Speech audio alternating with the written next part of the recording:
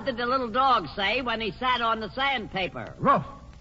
Correct. Pay that man $8. Why don't the girls in Sun Valley take sun baths? Because the mountains peak. Correct. Pay that man $9 because... It pays to be ignorant. A zany half hour with those masters of insanity, Harry McNaughton, George Shelton, the nail-up girl Lulu McConnell, and featuring Doc Novik's orchestra. But now, here's the man who proves it pays to be ignorant, Tom Howard.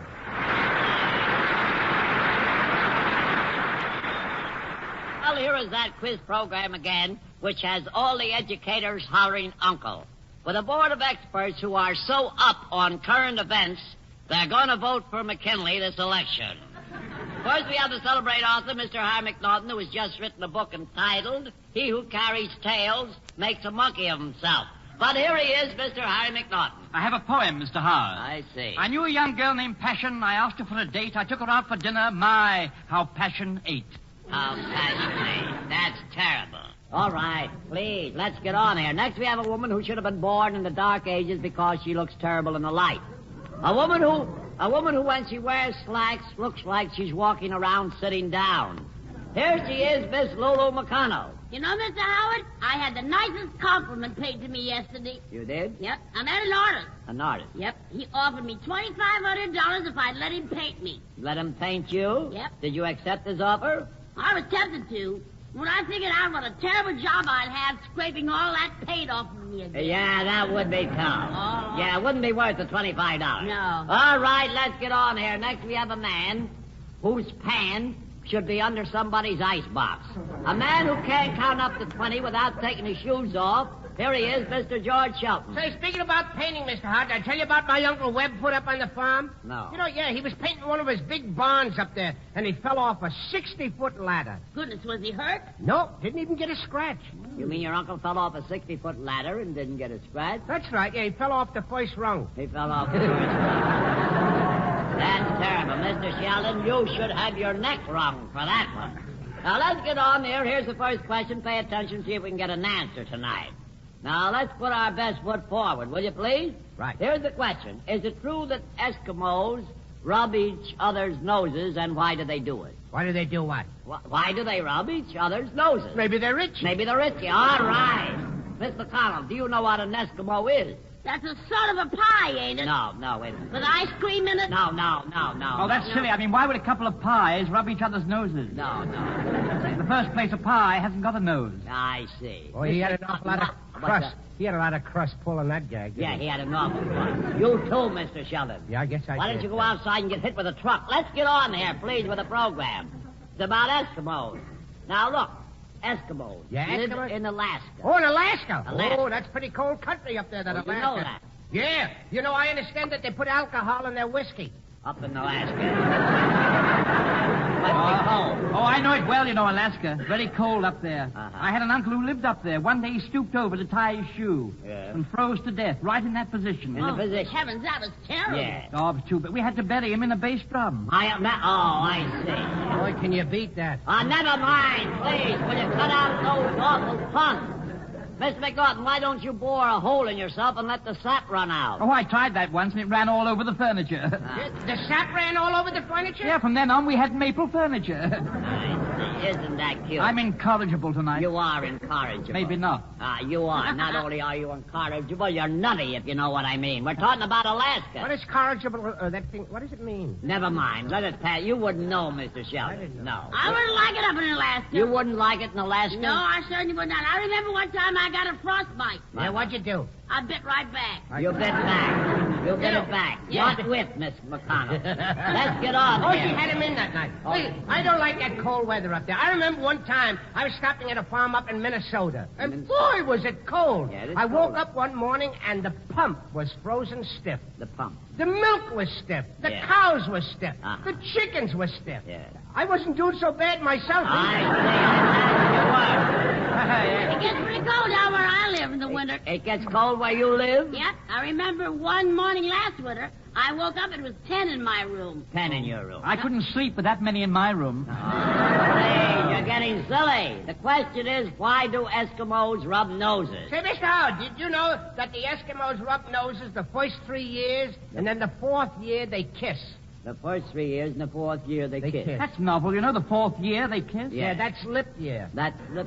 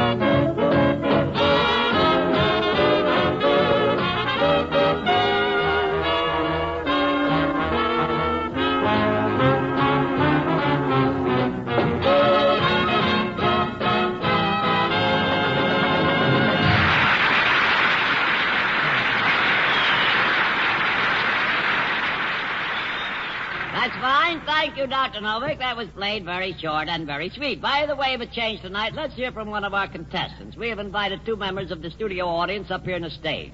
They can ask the experts a question. If they get an intelligent answer, we give them Alaska.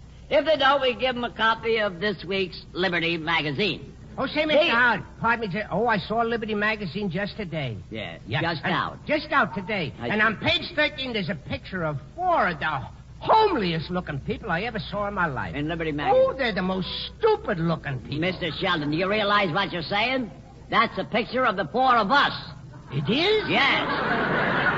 Oh, it was a nice picture. It was a nice picture, I Say, tell me, Mr. Sheldon, does it say anything about us? Yeah, there was some writing there. I'm going to get a fella to read it to me after the program tonight. I see, an interpreter like. Yeah, interpreter, yeah. You mean you can't read? No, I can't write neither. You can't write neither. You mean you never learned to write? No, I figured what's the use of learning how to write if I couldn't read what I'd written. Bro, let it go. You can't talk either. That's kind of hard. Yeah, let's get on here. We got a guest here. We're very glad to have you with us. How do you feel? Just fine. I see. That's very nice. What did you say our friend's name was? Did we get to that? Well, we didn't know, Mr. Well, suppose Howard. we do. We'd like to know him. He's a nice-looking chap. Yes, he is. And his name is Corporal Carl Hansen, and he's a member of the United States Army Air Corps. That deserves a hand.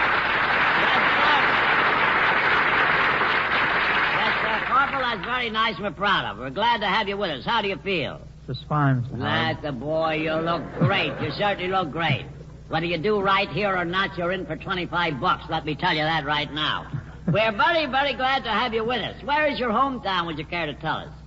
Fairhaven, New Jersey. Fairhaven, New Jersey. Well, think of that. Been down there lots of times. In fact, I know the entire police force in Fairhaven. Yes, sir. He's a very nice fella. I've talked to him many, many times. See, Mr. Howard, did he say Fairhaven, New Jersey? Fairhaven, New Jersey. Well, squirt a hose on me and call me a drip. I like you very much. I used to work in that town. You did? Yeah. I was an electrician in a jelly factory. You were an electrician in a jelly factory? I used to put the currents in the jelly.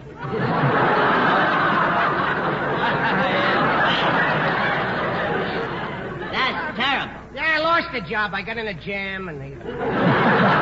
You're getting worse. Will you keep quiet, Mr. Sheldon? Those puns are getting unbearable. I say, Corporal, you know, speaking about the Army, I saw a very funny thing today. I saw a colonel with both eagles on one shoulder. Both eagles on one shoulder? Yeah. What was the idea? Mating season. Very cute, Mr. McNaughton. Thank Very cute. May I ask you something, Corporal? What did you do before you entered the service? I was a letter carrier. Oh, a letter carrier. Yes. In Fairhaven. That's Well, right. isn't that great? A mailman. Mhm. Yes. What's wonderful about that? All men are mailmen. Oh, man. You're downright funny tonight, there, Mr. Sheldon. I said, tell me, Corporal, if I mail a letter tonight, will it get to Philadelphia tomorrow? Yes, I think it will. Well, that's funny. It's addressed to Chicago.